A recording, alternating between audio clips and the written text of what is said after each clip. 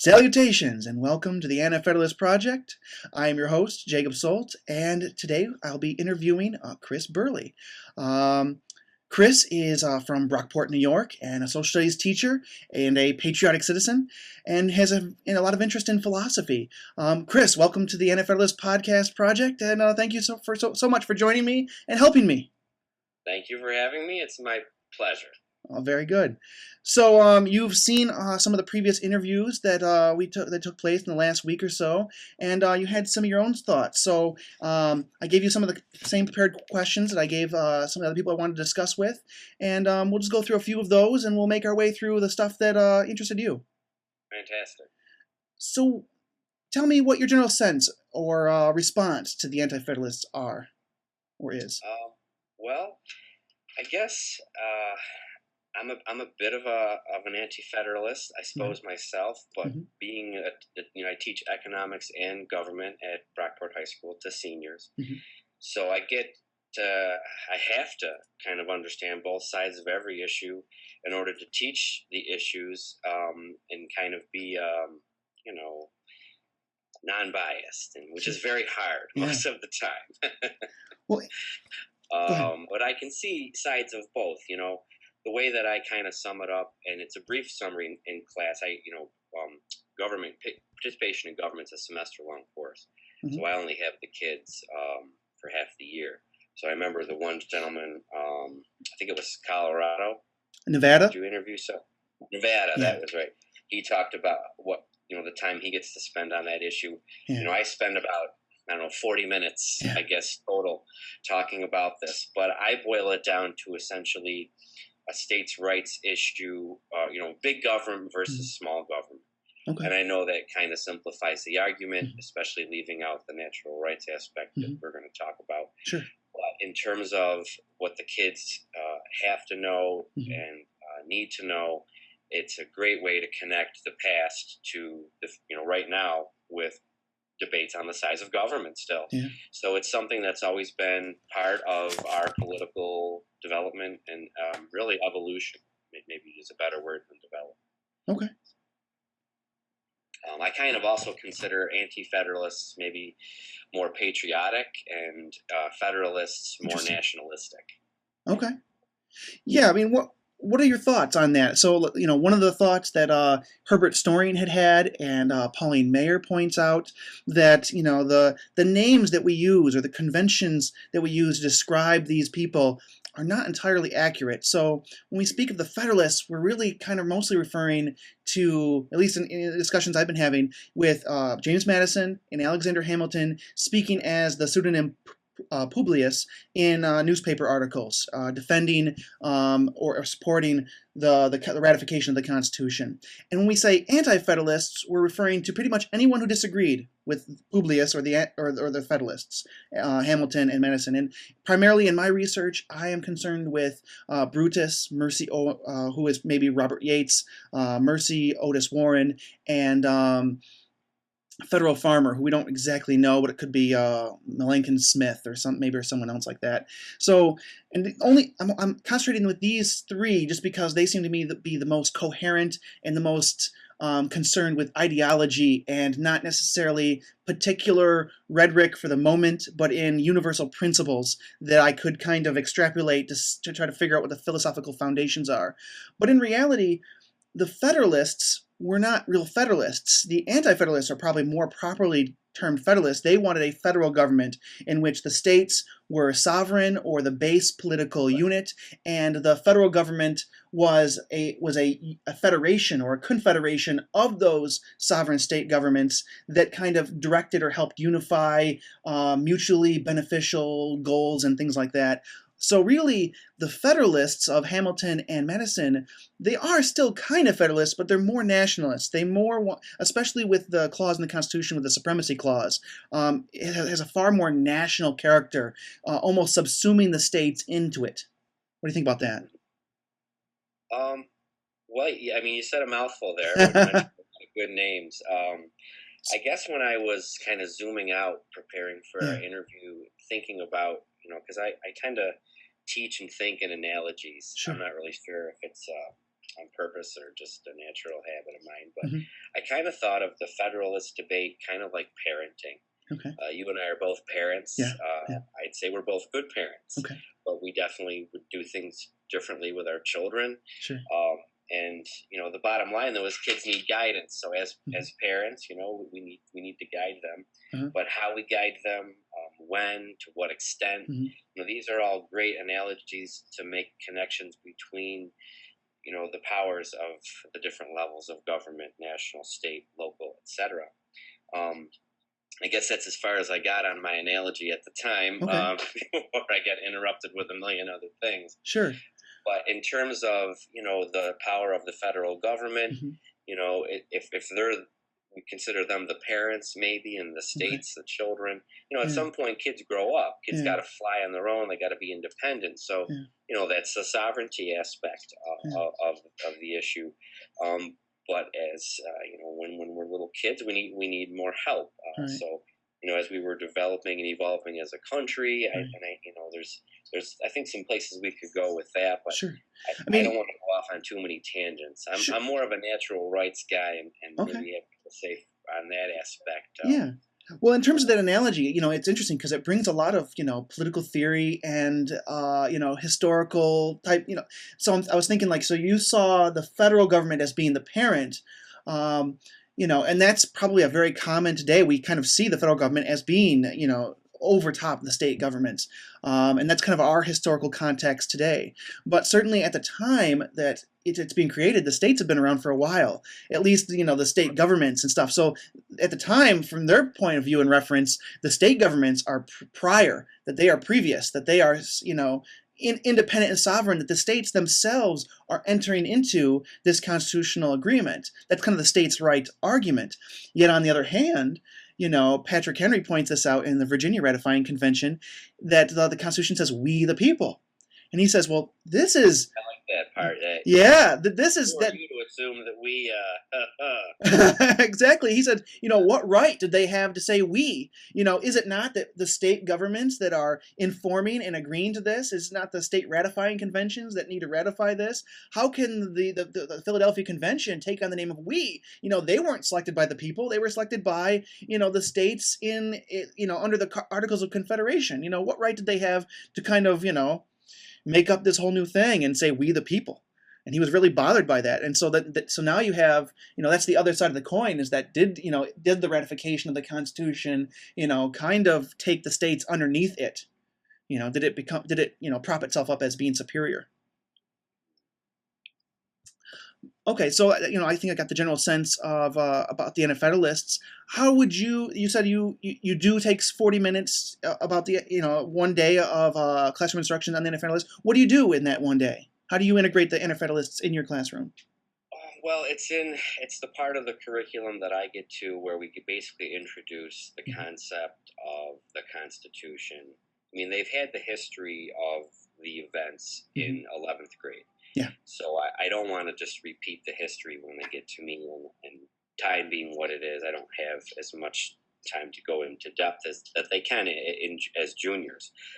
So I focus on the conceptual aspects that allow me to go from the Constitution, its components, what it does, how it creates our government, and then when I get to the Bill of Rights and that aspect, that's when I kind of talk about this. I bring up the fact that the Constitution was ratified without a Bill of Rights. Yeah. It took a giant leap of faith for a lot of people to get on board that. And, and then the whole Bill of Rights fiasco and the amendment process and that whole deal, all to get this system that a lot of people today have little to no faith in. So it's kind of, I think apathy is not only the enemy of a lot of things today, but maybe also of democracy and natural rights as well. You don't miss something you don't know you had or have, is a good way to maybe talk about that. I'm looking at some of my notes here. Sure. I feel like I'm striking out already. Oh no, this is fine. It's fine. Well, we've had one person kind of say that he thought, let's see, Jonathan List, a PhD student in University of North Carolina, he said that he saw that the Anti-Federalists would fit in very nicely when compared to the Tea Party or the Occupy movement. And then we had, I really enjoyed that part of his interview. I like the analogy of doing the dishes. Yeah. Healthcare. That was. I'm using that in my classroom already. Oh, excellent. Tell him I said thank you for that. Well, I will. I'll forward that on to him. I've been talking about both movements. I had a student of mine come back from New York City with issue number 2 of the Occupied Wall Street Journal. Okay. And it was very interesting to read. It's in color if you're interested. Oh, wow. Is it online, posted like in PDF or anything? I don't know. I have a hard copy she brought, but I'm sure it's got to be online. Okay. But and that movement's growing and all that. But it's sort of like, there's definitely similarities between both the Tea Party and the Occupy Wall Street movement.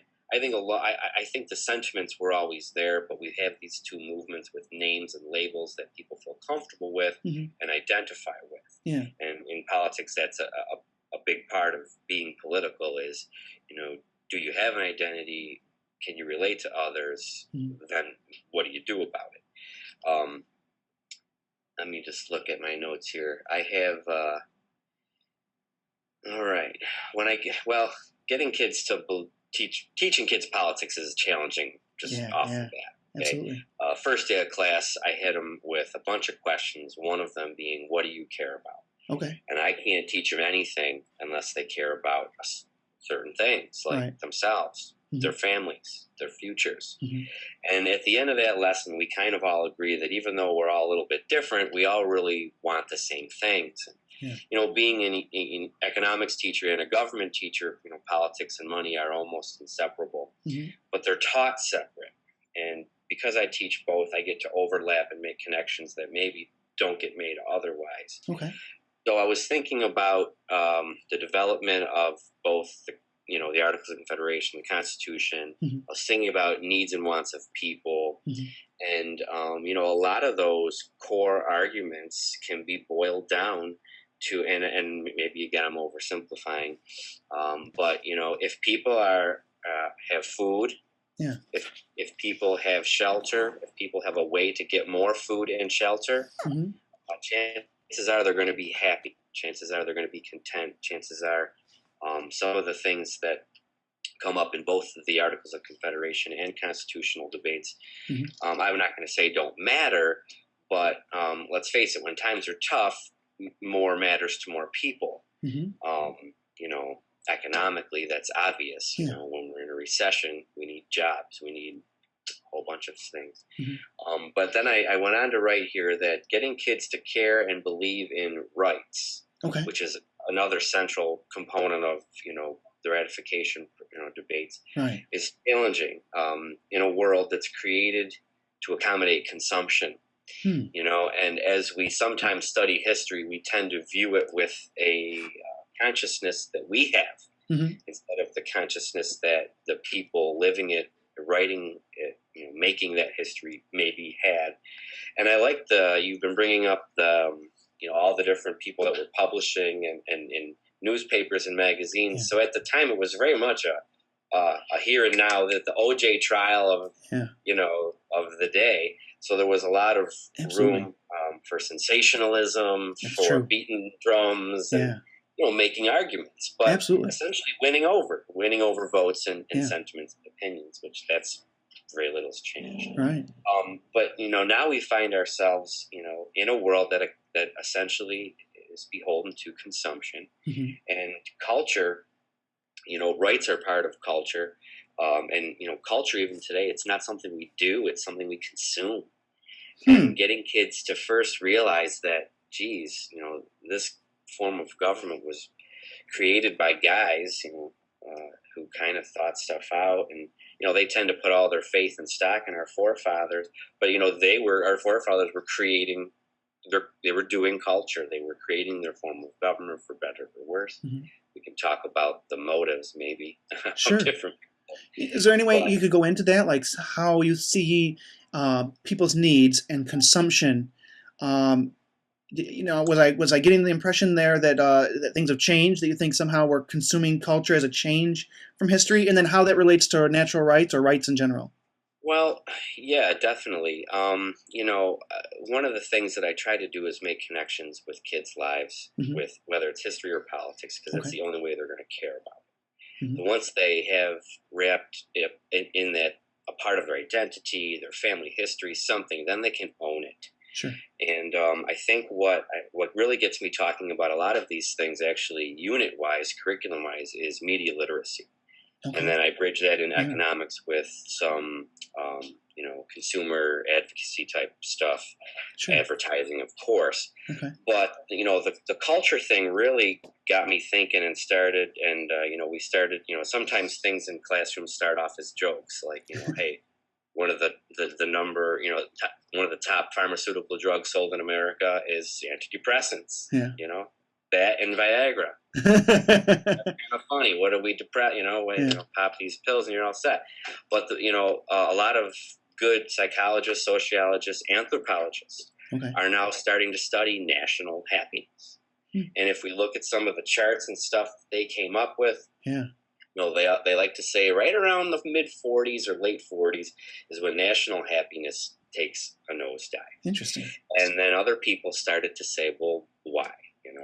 And one of the consensus arguments is that, we don't do culture. We don't create our lifestyle anymore. We buy our lifestyle, and we're out pursuing things that we have been convinced that we need or we want, and that we've mitigated our rituals, our daily rituals, with products and services. So we start our morning with a cup of Folgers, then we brush our teeth with Colgate, then we go to the, get our bagel at the store, nobody makes things anymore. We look at tools of 100 years ago and we call it art today. Those people would be flabbergasted if they saw those tools hanging on somebody's wall. And you're talking to a guy I got a 6-foot crosscut saw that was my great grandfather hanging on my wall. Yeah. You'd say, "What the hell is that doing up there? Get that down. We got work to do." So, where am I going with this? Hold on. Consumerism and rights, or something like that. What we've got, though, and because and I hate to come down, come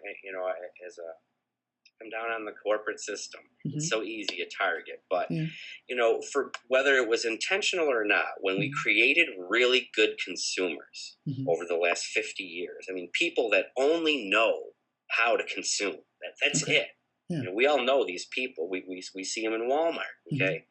And not to be a hater, but we don't get the best citizens either. If people don't know what makes them happy to the point where they have to take, in some cases, drugs, and I'm not discounting or trying to be rude of, people with true, needs and all of that.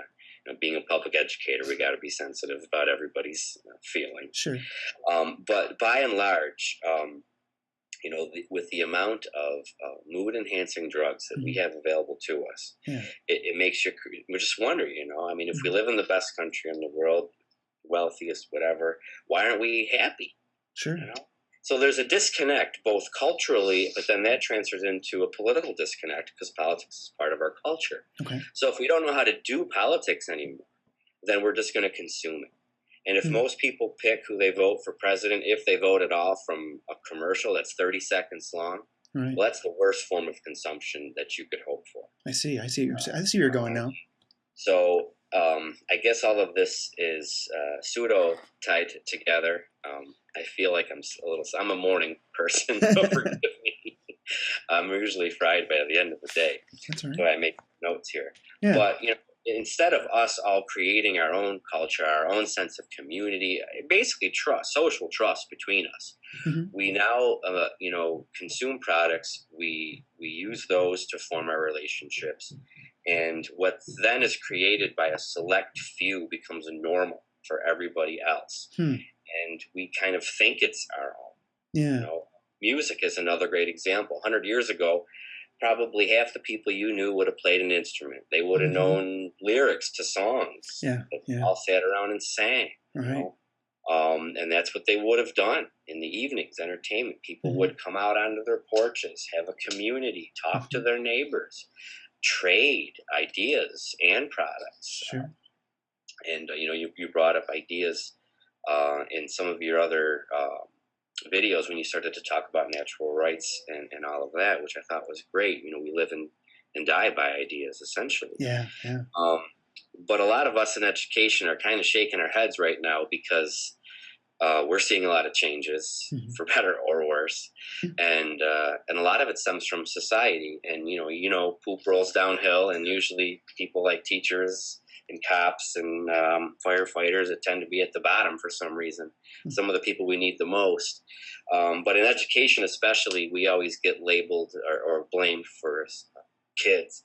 They're dumb and this and that. But we're very reluctant to turn the mirror around on ourselves, both as parents, families, but as a society. I mean, I love to bring up paradoxes in my classroom, and and here again, I use humor a lot to make my point, but, you know, I brought up, just the other day, we're in media literacy unit, and we were talking about the Super Bowl, where during the halftime show, there was a wardrobe malfunction. I'm sure most people remember, you know, and we saw, you know, we saw a little boob. Right. I'll keep it G-rated. Okay. And people freaked out. Yeah. You know, but I can go and watch, you know, Rudolph the Red-Nosed Reindeer during the holiday season with my son, who's 3 years old. But during the commercials, see blood and guts and violence for CSI or for The Mentalist or whatever crappy crime show you want to bring up on primetime TV. And he's exposed to that, and we'd think nothing of it. You know? So, I mean, all of this can be brought back to politics because it's what people care about. If you don't care about violence, you're not going to notice it. If you don't care about sex or nudity, you wouldn't have cared about Janet Jackson's oops, you know? So when it comes to politics, if people don't care, they don't notice. And I think that's it. You know, it takes sensationalism. It takes an event, a crisis, a tragedy to kind of motivate people to care. And that's unfortunate. But I think apathy is both the natural enemy, mortal enemy of democracy and natural right theory in general. Interesting. Where do you think that political apathy, I'm very interested in this question myself, where do you think that political apathy comes from? I mean, is it just the consumerism? I mean, I think that's part of what you just said, but... Well, I think we've definitely been massaged to be more apathetic. It's easier to not care. It's easier to keep walking. It's easier to not get involved, especially if you don't know these people or trust them, quite frankly. Fear works wonders then and now. But apathy has many sources. You know, I talk about that in my classroom. I have to. Some of them are temporary, you know, the stress of, I mean, I have days when I just can't listen to any more politics, you know. I hear Rush Limbaugh's voice, I'm going to explode. But then there's days when I can't get enough of both sides of the argument. So apathy comes in many flavors and shapes.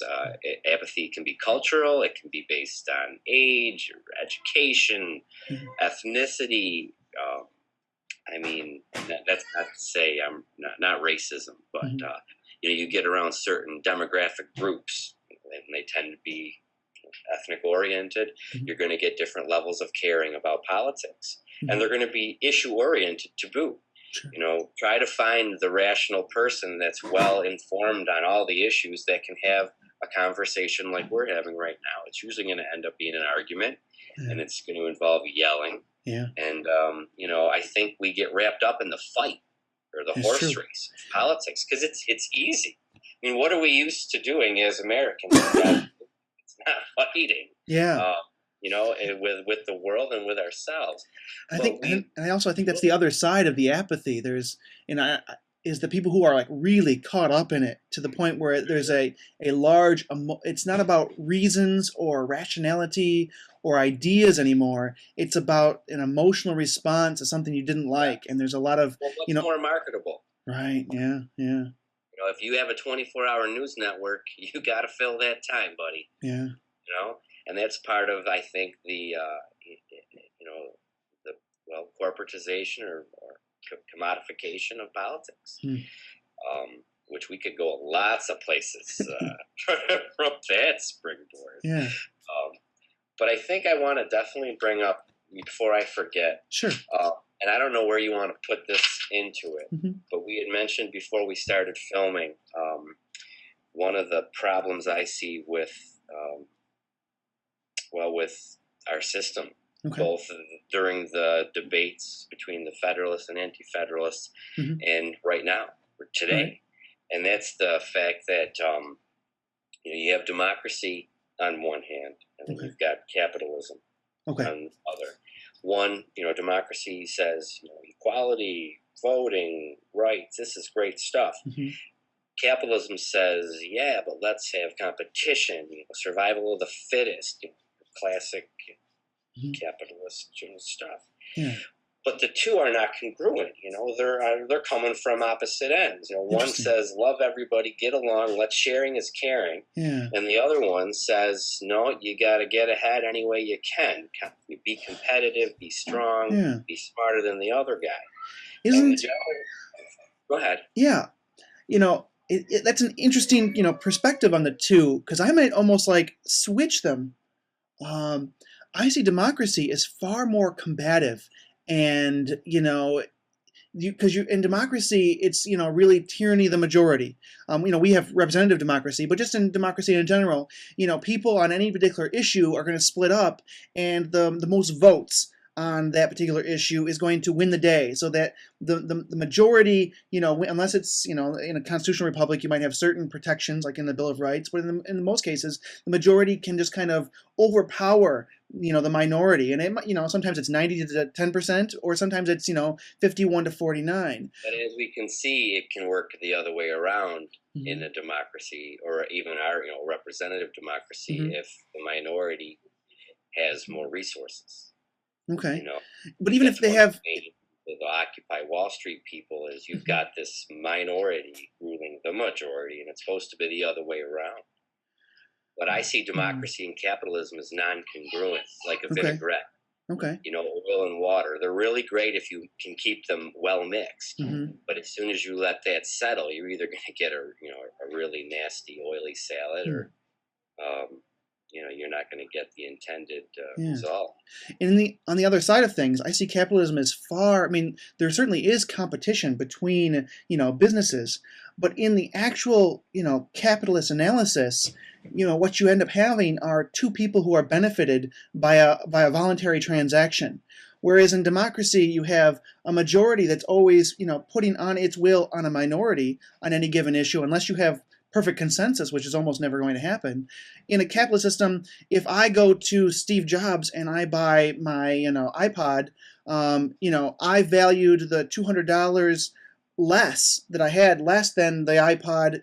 I valued the iPod more than my $200 that I'm giving him, and he obviously values the $200 that he's receiving less than the iPod.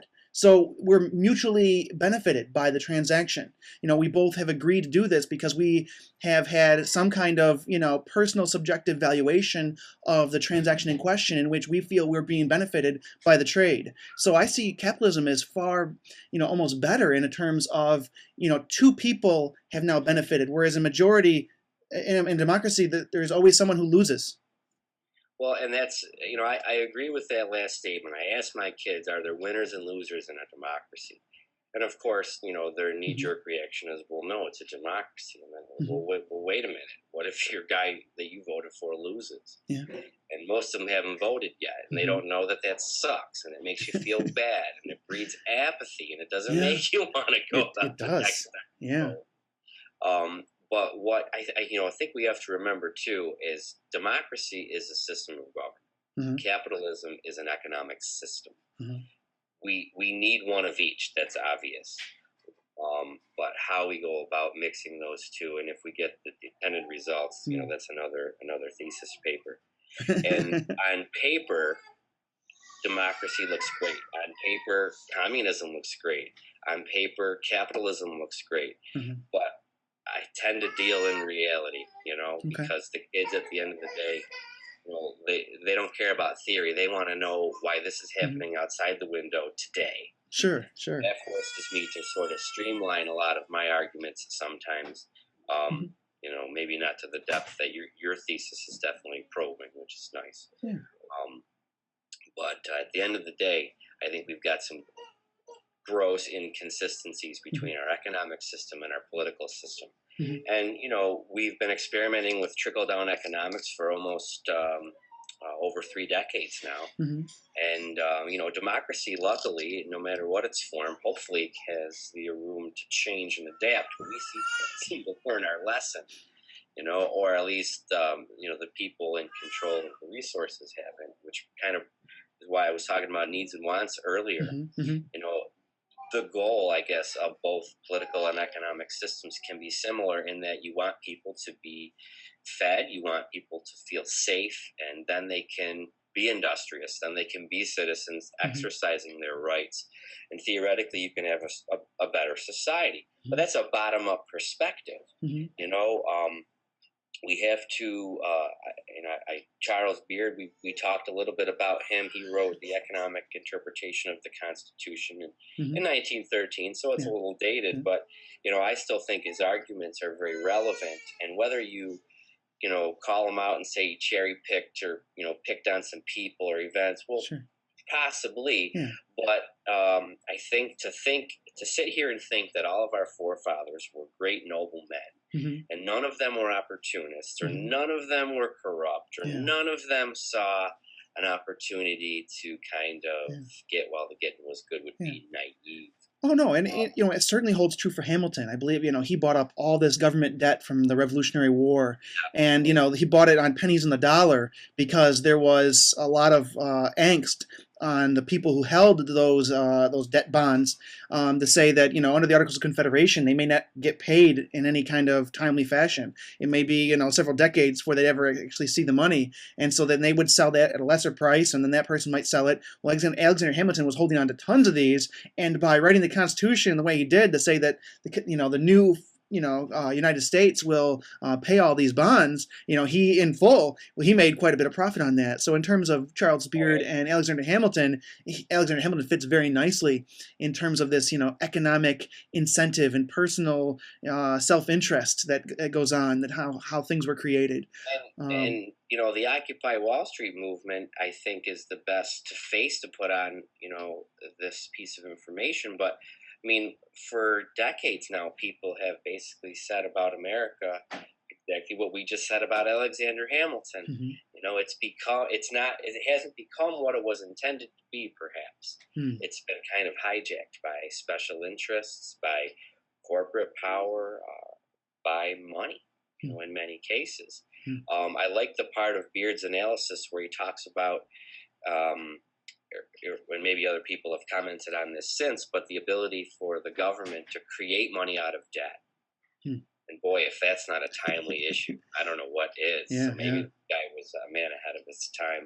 I'm a fan of Charles Beard. Okay.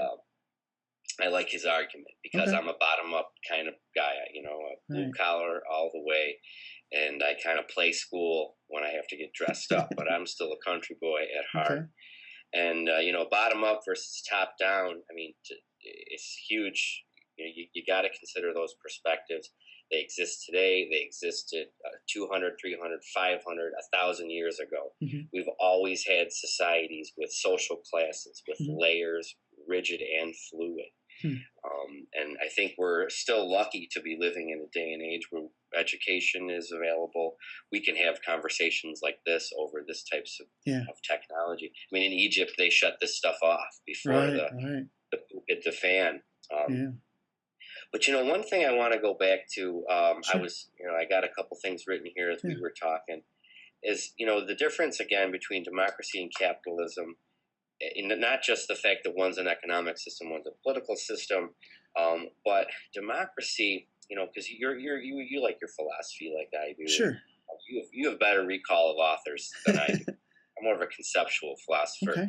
But, democracy being a political system has a lot more to do with morals and values and beliefs. Okay.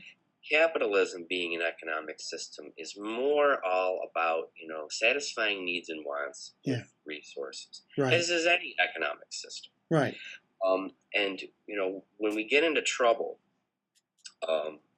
in our thought processes, when we have inconsistent, this doesn't make sense. I think that's the source of a lot of the paradoxes in American politics, both historically and now. Well, let's nail that down, because this is a question that keeps recurring in my research. You just described that the purpose of any economic system is to satisfy people's needs and wants. It's the foundation of all economics that that all resources are scarce, or at least all economic resources are scarce. And number two, that people's wants and needs are essentially unlimited.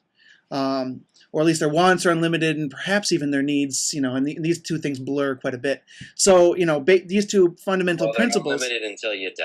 How about that? Right. You don't need to eat anymore. So the purpose of any economic system is to try to satisfy people's wants and needs to the greatest extent. And we can argue about, there's a utility argument to be made for which one is more efficient. And I would certainly argue that capitalism is the most efficient at satisfying needs and wants. But in terms of the politics, put this economics aside for a moment. What is the purpose of government? And I think this is a question that keeps recurring, and I have attempted to argue, at least for Brutus and Mercier Warren and the Federal Farmer, that the purpose of government is to protect rights. And then Jonathan List had a little bit different conception of that. What's your conception of the purpose of government? Well, I'll tell you a little story first. Okay. When I started to teach government about 7 years ago, I was creating one of my first lesson plans, and it was called The Purpose of Government. All right. And I cracked open these textbooks that the school gave me, and I'm making my little list here, and I got done with the chapter, and I'm like, well, wait a minute, my list ain't done. I'm smarter than the textbook, right? Okay. Every teacher is. Yeah. But anyways, they listed basic stuff, national security, keep people safe, economic stability, can people feed themselves, all the stuff we've talked about already. The thing that they left off, and I swear to God, I'm not making this up. Okay. They literally didn't list ensuring the rights of its citizens. Oh my goodness! Wow. And that is the moment that I closed the book, put it on the shelf. Yeah. Never touched it Ah. again. What is written in political textbooks, that's just an axiom. Political textbooks shouldn't even exist in our lexicon because it changes too fast. And the arguments maybe are conceptually simple, but I never opened it again. Yeah, okay. And what I ended up doing was making up my list of about 6 things. I probably couldn't rattle it off, but ensuring the rights of its citizens was the first one on my list. Okay.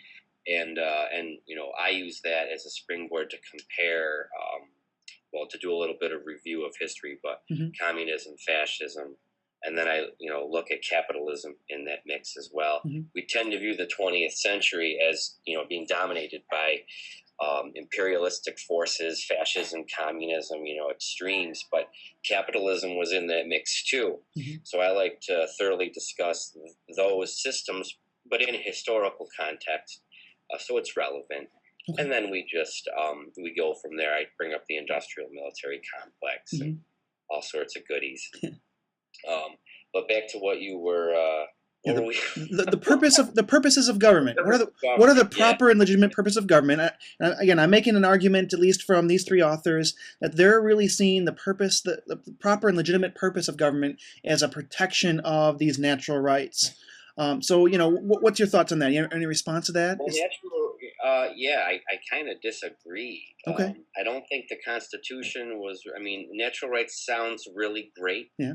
But at the end of the day, when you read the Constitution, it's a document that really protects property. Okay. It protects. Isn't property one of the natural rights? True. But it gets way more in depth into financial issues. Like there's very little, in my opinion, Okay. that directly speaks to natural rights until you get to, like, I mean, the Bill of Rights, obviously. Sure. Sure. But in the part of the Constitution where it's setting up the government, the structures, the branches, I mean, that has very little to do with natural rights. It's really just talking about the rights of this new government, what that's going to involve. So the Constitution, kind of in its preamble, kind of, puts a little bit of a declaration. It's really one of the few spots. Yeah, really, yeah. And it's like they want to, a more perfect union is one of the purposes of the Constitution. Establish justice. Doesn't make any sense to me. How do you get more perfect than perfect? But okay, so I think what they're talking about there, it's a kind of a snipe against the Articles of Confederation. So we had an imperfect union. This is a more perfect union, right? So, it's marketing, buddy. Yeah. Establish justice, ensure domestic tranquility. So domestic tranquility is important. Justice is important. Provide for the common defense, general welfare, and secure blessings of liberties to ourselves and prosperity. What was that natural right that they changed? Okay, so that would be property, of course. Yeah. So the Locke's summation of the natural right theory is life, liberty, and property. And Jefferson in the Declaration changed it to pursuit of happiness, or in the Declaration of Independence. Which could still include property if that's what makes you happy. Right. So, the interesting thing... always kind of made me smile and chuckle, like, man, I wonder if them guys wrote that and all looked around the room and said... Yeah. So, I've heard various things, and I really need to look more into this, but the thing that made the most sense to me to explain why he changed that, why would Jefferson, who is so heavily into John Locke, plagiarized him. Yeah, I mean, I heard this from someone who I know personally. He said Thomas Jefferson was into John Locke before John Locke was cool. I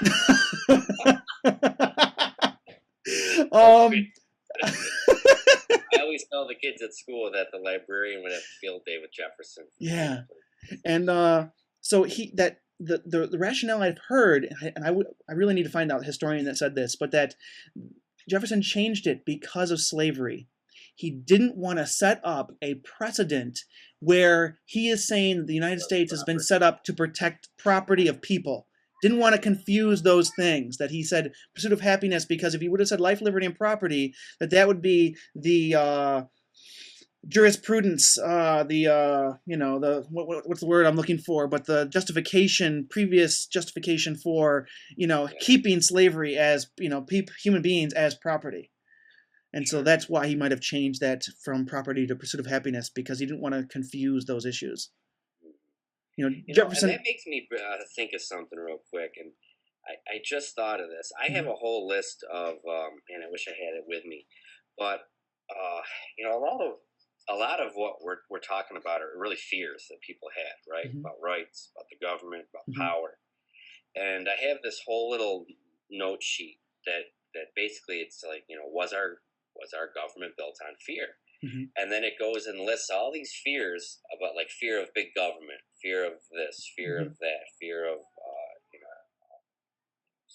unlawful searches and seizures, fears of this, and then it goes over what was built into the Constitution to quell those fears. And when you sit back and you look at this sheet, you're like, oh my God, I never really thought of our forefathers as fearful people or fearful men. We put them on pedestals. We make statues out of them.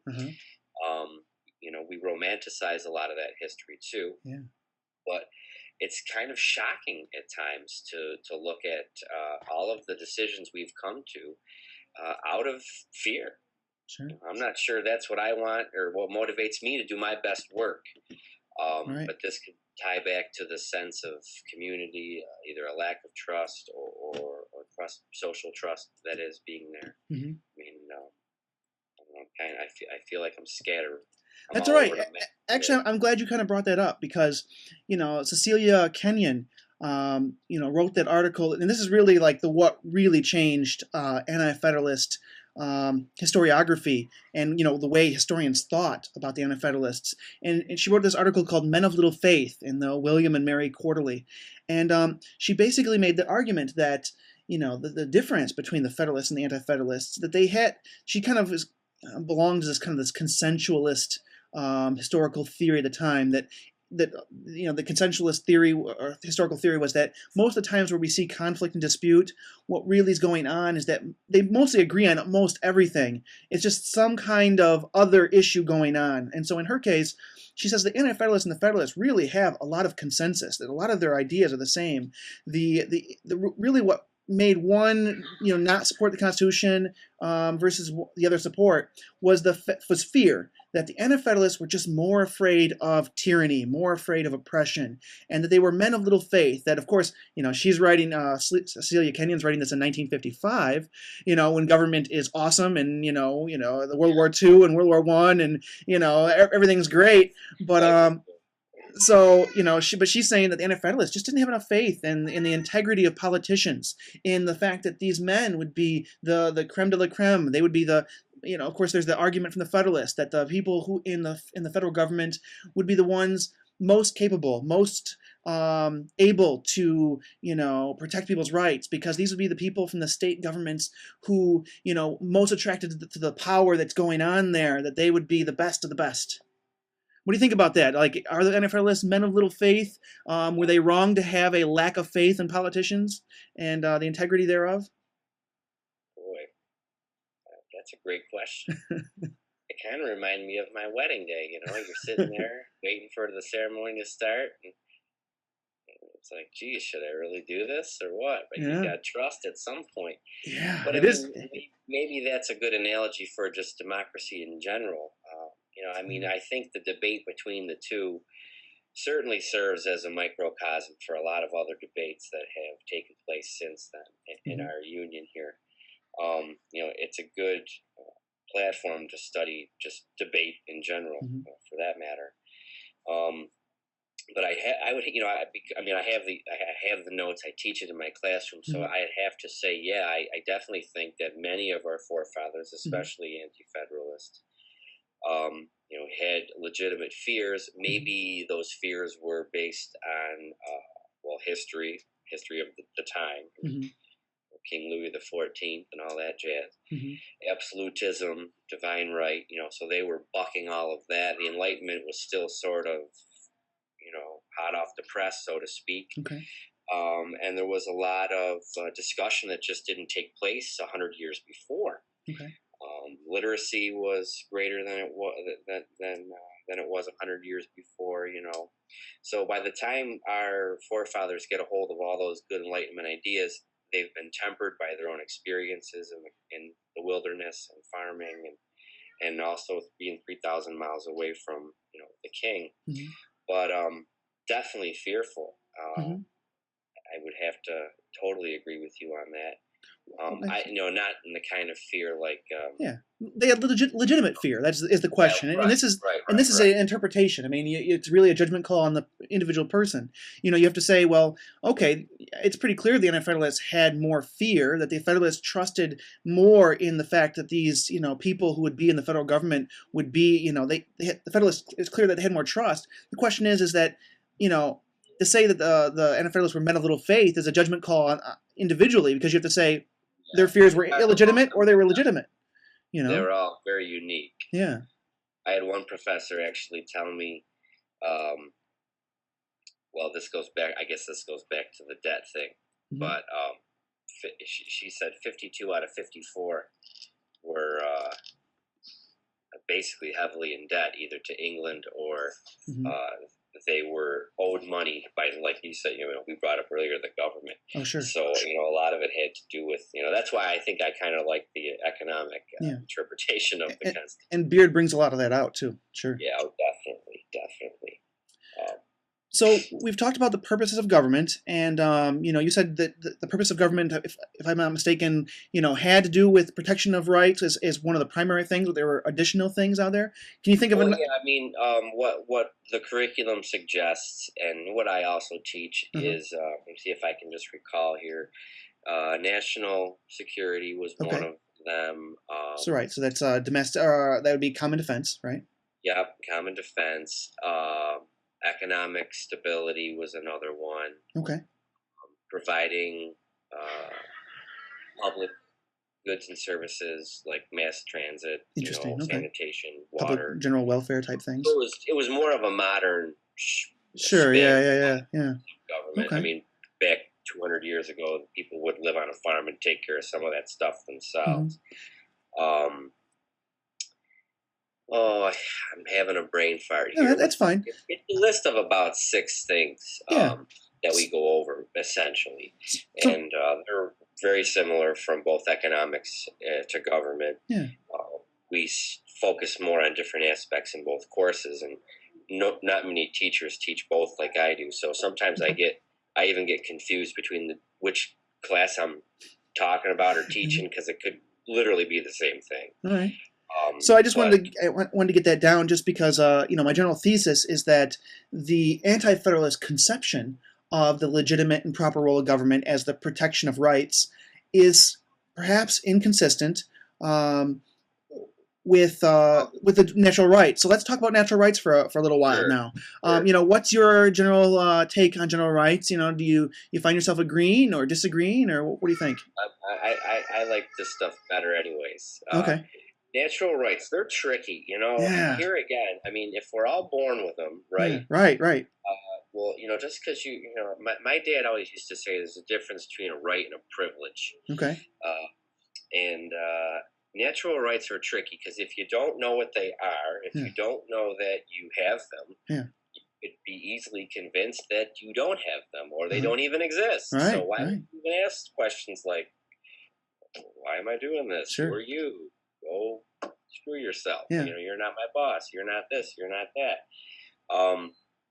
But we gotta have something. Mm-hmm. Because humans are special. We're not just regular old animals. Yeah, I agree with that.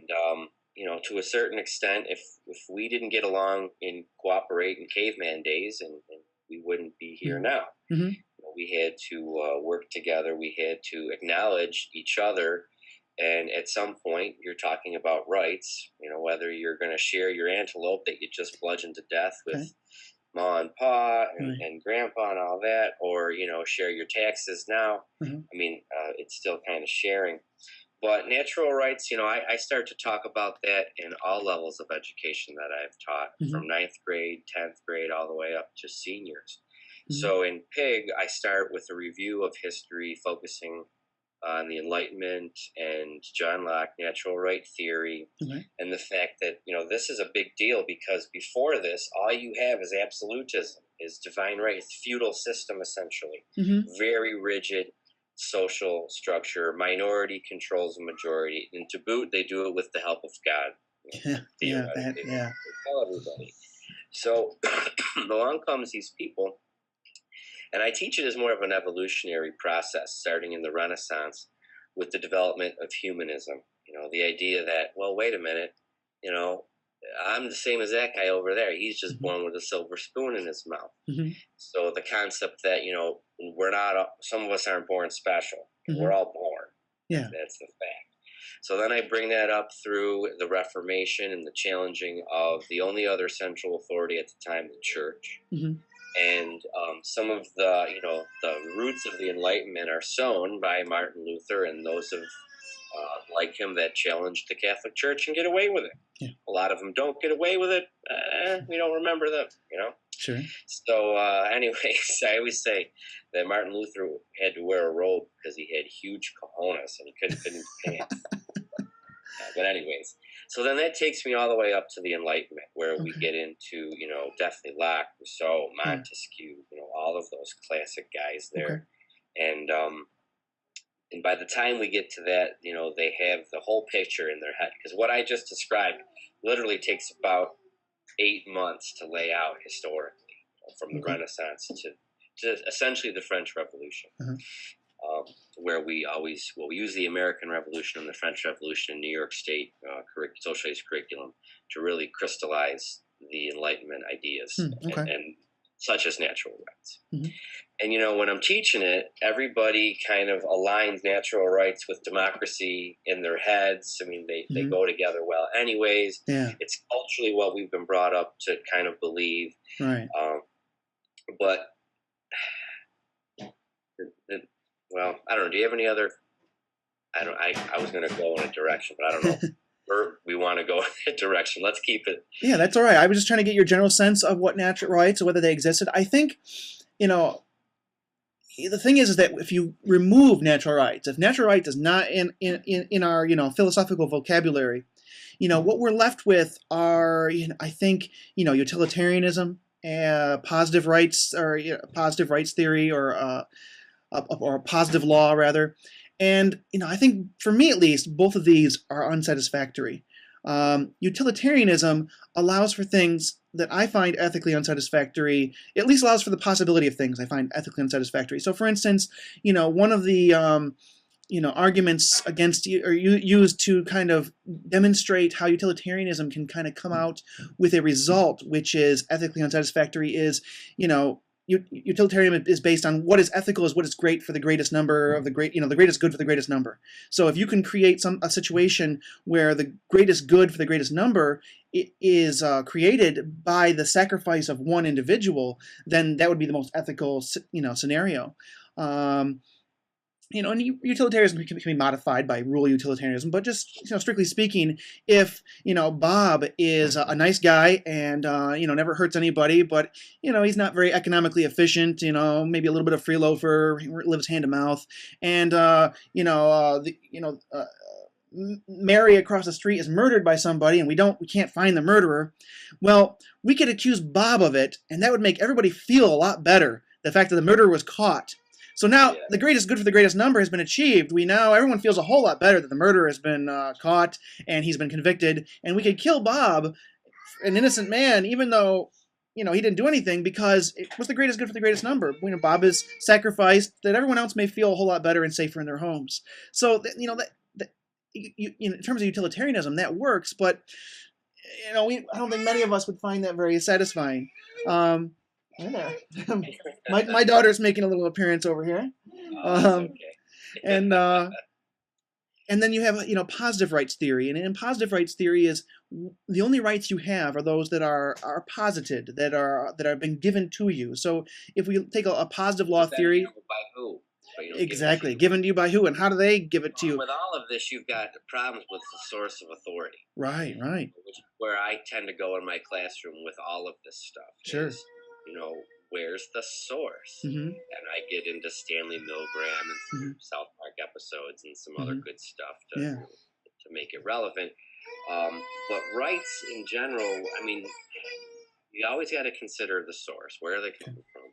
And I think the beautiful thing about natural rights is without it kind of denies us humanity a little bit. Yeah. One of the quotes, and my room was full of quotes from different people, different time periods, etc. One of them is race denies us humanity. Mm-hmm. And, you could look at natural rights in the same sense. If we don't believe that we have them, then, we have to redefine what it means to be human. We have to really, we have to question our morals, our values, our beliefs, all of those things. If we don't believe that each and every one of us as a human brother or sister has some sort of connecting common thread, such as natural rights, then we're in a heap of trouble, Right. Stop respecting one another, that's when usually all hell breaks loose. Right. Get sort of tragic events. But rights people die and fight and die over.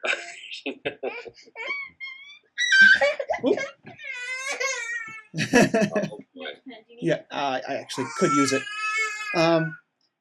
So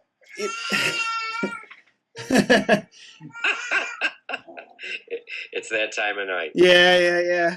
Cranky too. So I don't know. I think I like the fact I just find that this positive law theory and utilitarianism to be kind of unsatisfactory, and the natural law theory, when I apply it, seems to be quite satisfactory to me. The fact that people do have these. Fair though, of natural law theory. One of the things I like to bring up is what about Mother Nature? Okay. Hurricanes and nature, that doesn't seem fair or right.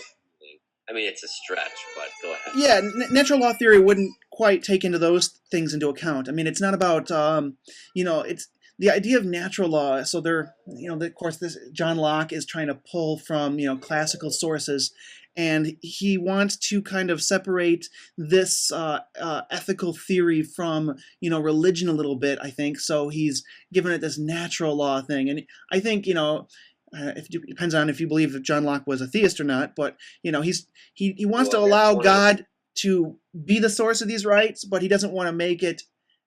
He doesn't want to make it that God is necessary for these rights, right? So he wants to make it. One of the huge problems with all of this, back to the source. Do you need a God to have as a source for rights, or is it the universe, or is it just the fact that we're merely alive? Right. You and I are talking to one another right now. Well, that's what John Locke's trying to attempt. He's trying to attempt to create this ethical theory without God as God. He leaves it open to interpretation in terms of whether you think that God is the the creator of nature, which gives us these rights, but he's just going to say there's these natural rights and natural law, and he goes to the argument he uses that prior to social organization, prior to social cooperation, political organization, we find that if you strip that down, we think that we find people in a state of nature. That it's the Hobbesian life being short, nasty, brutish, and short, right? Yeah, and Rousseau said that it was civilization that corrupted man. Right. Not nature. Yeah, but Rousseau and Locke aren't jibing really too much on most of this stuff. So Locke says that there's this people are in a state of nature, and that in a state of nature without any organization or anything around, you have certain rights that that are natural, that are part of your reason. The fact that your life, liberty, and property. In other words, if someone were to attack you, you would have the right to defend yourself. If someone were to try to enslave you, you would have the right to try to free yourself. And if someone tried to steal your stuff, you'd have a right to try to protect your property. Because without these things, it doesn't seem that life is even possible. So this is this natural rights theory, that you have this life, liberty, and property rights given to you just by nature, and it should be something that can be apprehended by the reason, and that people enter into civil society in order to better secure these rights. That in nature you have to constantly be on your guard for other people in a state of nature that might want to try to kill you, enslave you, or steal your stuff. That by entering into civil society, you surrender some of your natural rights somehow. I don't know if this part of Locke's argument works very well, but he says that some of these natural rights are surrendered in order to have this social cooperation together. So that's kind of the. Go ahead. And Ben Franklin, and this is a quote I bring up even when I talk about 9/11 and stuff, is you can't have security and freedom. If he said if you try to have both, you'll have neither. Mm-hmm. So there's got to be a compromise between those two forces for sure. I totally agree with you there. And Ben Franklin was part of the Constitutional Convention, for crying out loud. Mm-hmm. So I think maybe those guys were aware of that, what you're talking about.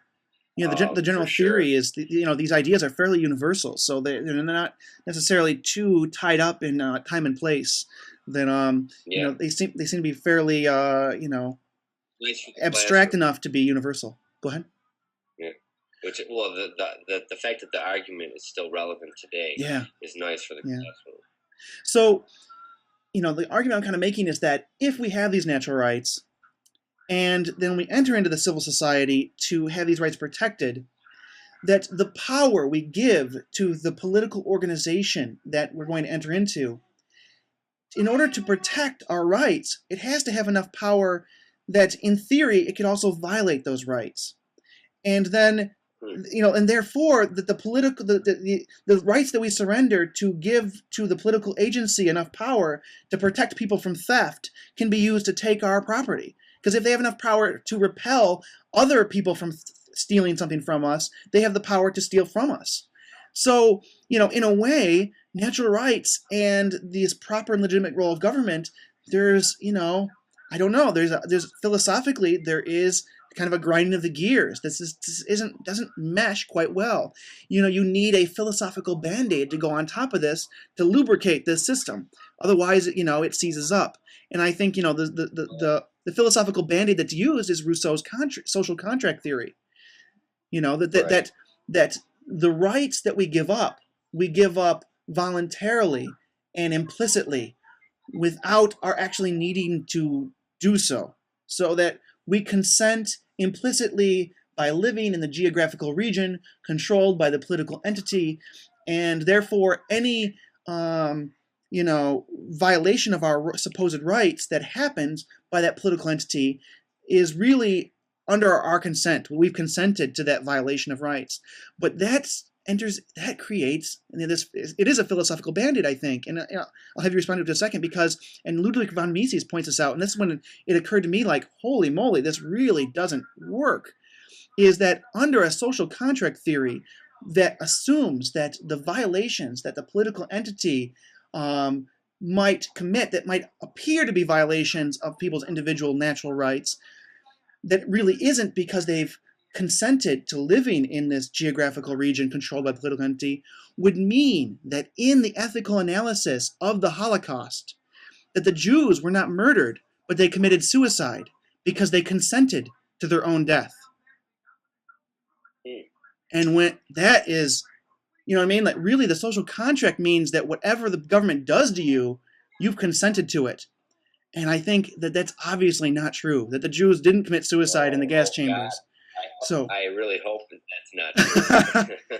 So it's like, oh, well, and of course the social contract is used so much that when you unravel that, and of course Lysander Spooner in No Treason, when he writes, and he completely just totally deconstructs social contract theory, you're left with natural rights as natural rights, and does that work? Does that make sense to you? You know what I mean? Or do you think there's still some hope for the social contract theory? Or well, I definitely see the argument that you make, and it's a great one. It's sort of similar to the argument I make with democracy and capitalism as sort of being mishmashed together and needing some Band-Aids in order to work.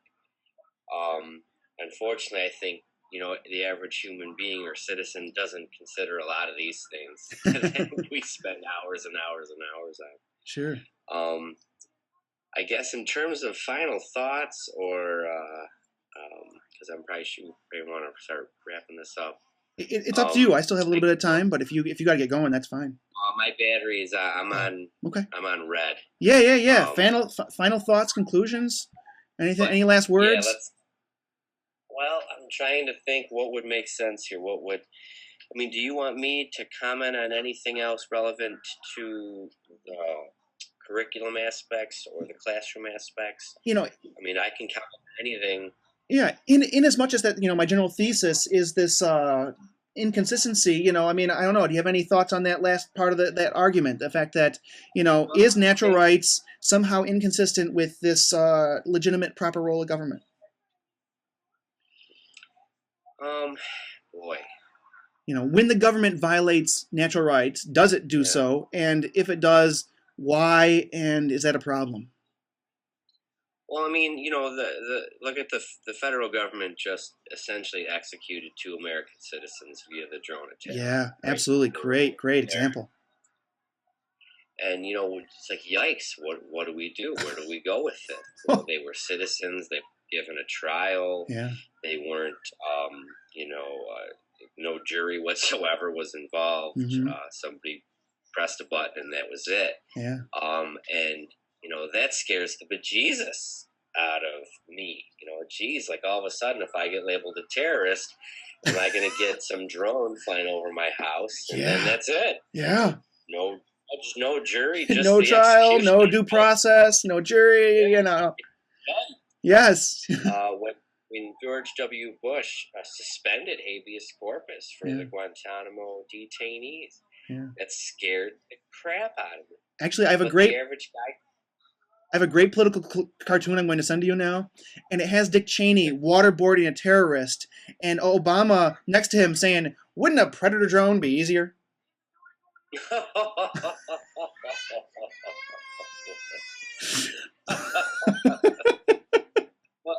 Yeah, that's a good one.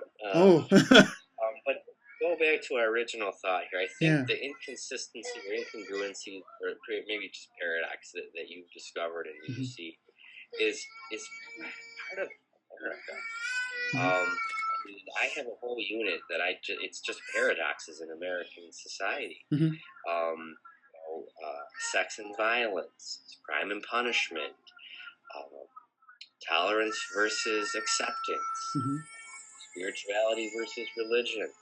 And I think it's one of the things that makes us us, mm-hmm. but it's also one of the reasons why we can't, we have Democrats and Republicans and liberals and conservatives. And maybe it's one of those arguments that just really won't ever be answered, maybe for lack of language or lexicon. Who knows? I mean, the ideas are probably out there. Yeah. You're doing a pretty good job, sifting through them yourself. But I guess with history and with most of philosophy in general too, I reach a point, a personal limit where I go, well, that was then and this is now. It is what it is. Go feed my dog. I got to do this. I got to, take a shower. And there's that political apathy rising up again. Yeah, definitely it's political apathy. It's tempered apathy, perhaps, because I'm not ignoring it. It's not. Sure. Yeah. No, there's levels. Relativity. Yeah. Relativity. Perhaps. I mean, most people don't wake up going, "Oh, thanks for these natural rights," wherever. Well, certainly, I've been thinking about this, the natural rights theory, and it seems to me that, to someone who might try to say that they don't exist, Jeremy Bentham says that it's just simply nonsense. It's something, made up, that natural rights is a fiction. In a sense, natural rights don't exist in the world. They only exist as an idea, but they don't exist in the world until someone defends them. And that's when they become real, All right, well... Yeah. Well, anyway, I'd like to thank you so much for coming on the podcast and the videos, and hopefully we can have another conversation sometime if you're up to it. And I really appreciate you helping me out. It was my pleasure. I'll do it again in a heartbeat. I hope it was helpful. I'll try to be more prepared next time. Oh, no, this was great. Thank you so much. And this was Chris Beyrle, Brockport social studies teacher. And this is Jacob Solt, your host on the Anti-Federalist Project, signing off. Thank you.